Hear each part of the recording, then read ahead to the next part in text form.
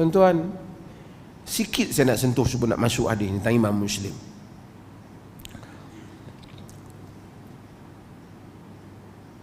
Ulama-ulama dulu, dia orang spend modal untuk menuntut ilmu.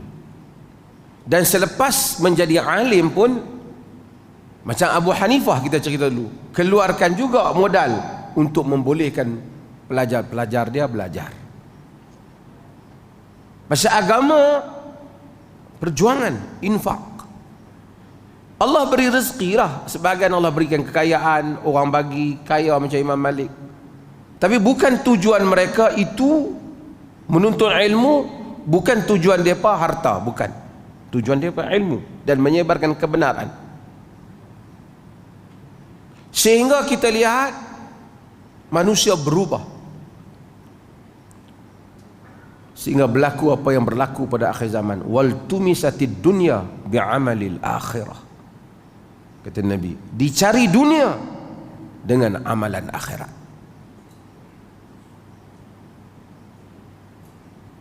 Saya dengar, saya tahu perkembangan. Cerita sikit lah. Dia kata perlih panas lah. Panas ni pasal matahari panas 2-3 hari ni. Sebahagian daripada krisis di kalangan golongan agama ialah kerana bukan isu ilmu sangat, sebahagiannya isu ilmu, tapi isu dunia, dalam merebut dunia. Saya bila dapat satu report, ni saya tak sebut nama, ni umum dah, pengajar umum. Hari itu ada pihak polis jumpa saya, cerita tentang kena bagi peringatan tentang orang ramai ni kadang-kadang kena scam tentang kutipan-kutipan duit ni. Bukan kita dengki orang kutip duit, tapi kutip duit atas nama agama. Sebahagian orang masyarakat, dia kata tak apalah ustaz kutip, takkan ustaz nak tipu kot. Ada satu tahfiz, siapa yang tak terlibat jangan kecil hati. Ni cerita bagi yang terlibat. Ada orang kadang-kadang dia buat tahfiz dia ada ke orang kutip duit seluruh negara ni bukan ratus ribu, juta. Pi ceramah kutip, bagi orang kaya di KL ramai, mereka pun bagilah. Tak ada audit. Tahfiz tu sepanjang tahun duk minta duit. Pelajar 30 orang tu ya. Kadang-kadang 20 orang, 18 orang. Hak sengit tu tak berubah lah. Kalau gambar hak sengit tu hilang, sekali nak kutip duit payah. Tiang yang sengit ke, bumbung yang sengit, kutip. Sehingga individu ada duit yang banyak. Anak murid sentiasa tak cukup duit. Tapi yang ustaz yang tak terlibat, dia jangan kecil hati. Dia jangan kata saya tak terlibat, you tak terlibat. Saya cakap terlibat dan ini ada bahan yang kita sebut. Ustaz melancung keluar negara. Kalau ustaz tu ada perniagaan dia, tak apalah, duit dia lah.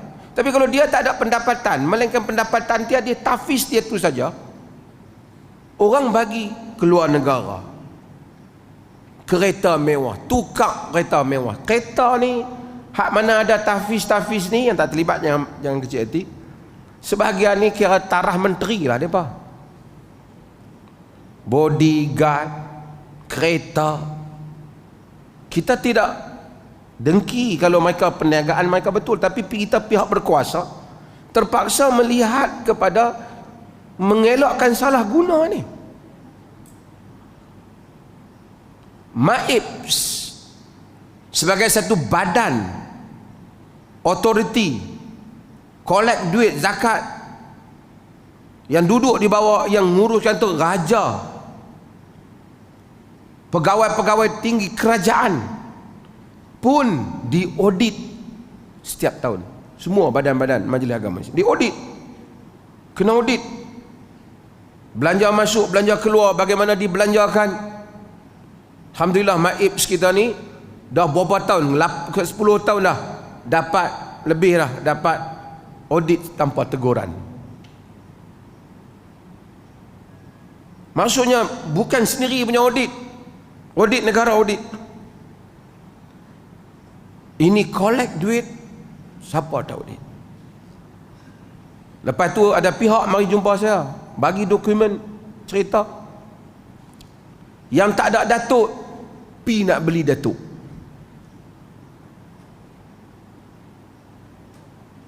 Bila datuk tak dapat, duit dah bayar, pakailah juga datuk. Ustaz datuk apa, tak tahu. Kononnya kalau ada datuk baru boleh berdakwah lah kot. Bukan ada apa datuk ni. Tapi dalam ceramah dunia, jangan lihat pada pangkat dengan apa. Saya bukan kata salah dapat datuk, saya pun pakai gelaran tu dalam negeri ni. Tapi bukan orang cari yang tu, apatah lagi spend duit untuk itu. Orang menega mungkin ada tujuan mereka, tapi kalau orang agama, apa tujuan dia? Saya cakap umum ni, siapa yang tak terlibat dia jangan terasa. Apa tujuan dia? Dan harta yang orang bagi tanpa diaudit. Kita bercakap tentang scammer. Bagi duit ke orang, bagi duit ke orang. Ini pun bagi duit dimanipulasikan di atas satu semangat agama. Kononnya untuk membebaskan diri pada dosa, cari bagilah. Akhirnya akaun yang begitu banyak tanpa kawalan. Sebab tu kita kata kutip duit ni semua negeri mesti mengikut peraturan. Tak boleh satu orang main-main dia kutip duit orang. Tuan-tuan, saya nak buat apa, dia kutip. Apa yang dia nak buat kita tak tahu. Dan kita dampak banyak report. Duit berpeti-peti ada dalam rumah. Boleh belanja macam-macam. Ini report daripada mulut yang melihat dan mengurus. Bila berkelahi, mereka lari, mereka beritahu kita apa yang berlaku.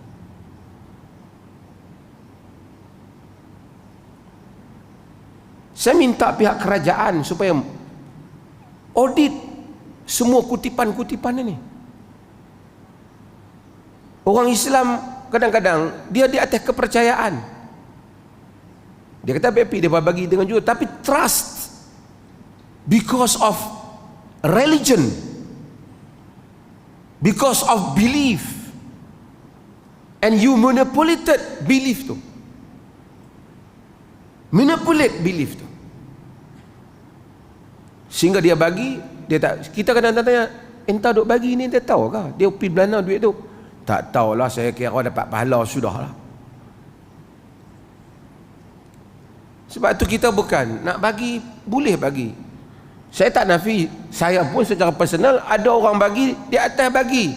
Mungkin dia suka dengar ceramah saya, tapi saya akan clearkan pada dia, entah bagi untuk apa. Kalau dia kata tak ada, memang nak bagi sajalah, duit raya ke duit apa, okey, clear. Kalau entah abang kata aku anak tak cukup makan ke apa, anak alhamdulillah cukup makan, ada gaji. Setakat nak makan tu lepaslah, aku bermak nak pergi makan tengah malam ada lagi. Tapi saya nak sebut hal ini supaya kita tidak terlepas. Kadang-kadang benda ni perlu disebut. Marah orang pengusaha ni, dia dengki, mufti Perlis dengki kami banyak duit. Saya tak dengki, alhamdulillah. Tapi ini adalah harta orang Islam. Di seluruh Malaysia ni tuan-tuan tengok, collect duit. Semua orang pakai buat tahfiz, buat sekolah agama, dan sebahagian dalam Perlis ni. Saya suruh kita perhatikan, kenapa tak mau ambil kelulusan daripada JAIPS untuk tengok keadaan pelajar. Tuan-tuan tahu ada sekolah yang terbakar. Bila terbakar baru tahu pintu satu, pelajar tak boleh keluar. Lepas tu bila ulas pasal terbakar, apa ustaz kata? Mereka telah mendapat pahala syahid. Betul lah, tapi kita tak boleh memudahkan seperti itu. Kemudian orang seluruh Malaysia sentimen bagi duit. Sekarang kita tanya, duit tu pergi mana? Ibu bapa yang tanya, ibu bapa tu sendiri tanya, ke mana duit tu semua pergi?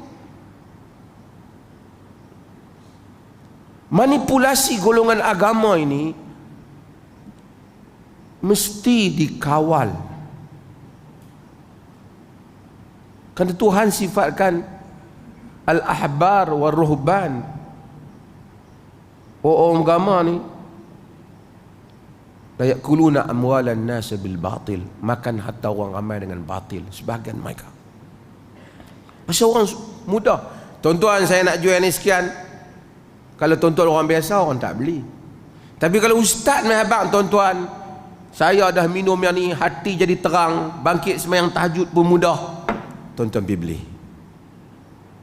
Apa kaitan dengan sembahyang tahajud pula? Tapi benarkah guna nama agama?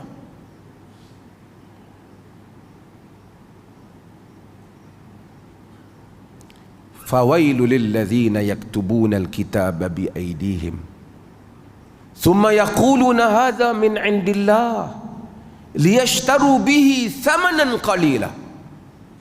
Allah kata, Allah tempelak ahlul kitab. Celaka orang-orang yang menulis kitab dengan tangan mereka, kemudian menyatakan ini daripada Allah untuk membelinya dengan harga yang murah. Guna nama agama. Kita memang menentang hal ini. Kalau kita mau, kita boleh membuat langkah yang sama. Kita pun walaupun tak pandai jugalah bercakap, boleh jugalah nak manipulasi orang. Ceramah sikit bagi tuan-tuan sedih, tuan-tuan tolong bagi duit sikit kat saya, kerana saya nak buat apa. Saya ingat tuan-tuan pun bagi. Tapi itu bukan jalan yang benar. Dan kalau wang orang diambil dengan cara yang tidak benar, ia adalah mungkar, dan mungkar itu mesti dicegah. Dan pihak berkuasa mesti mencegah. Sama ada orang awam tak boleh kutip duit orang. Bagaimana golongan agama boleh kutip duit sampai ratus ribu tanpa kita bertanya ke mana duit itu pergi?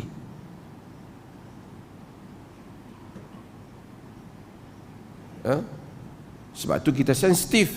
Sebahagian tempat kutip duit, dia kutip di negeri lain kena ambil. Dia kutip di Perlis, peraturannya ada, peraturan kena ada.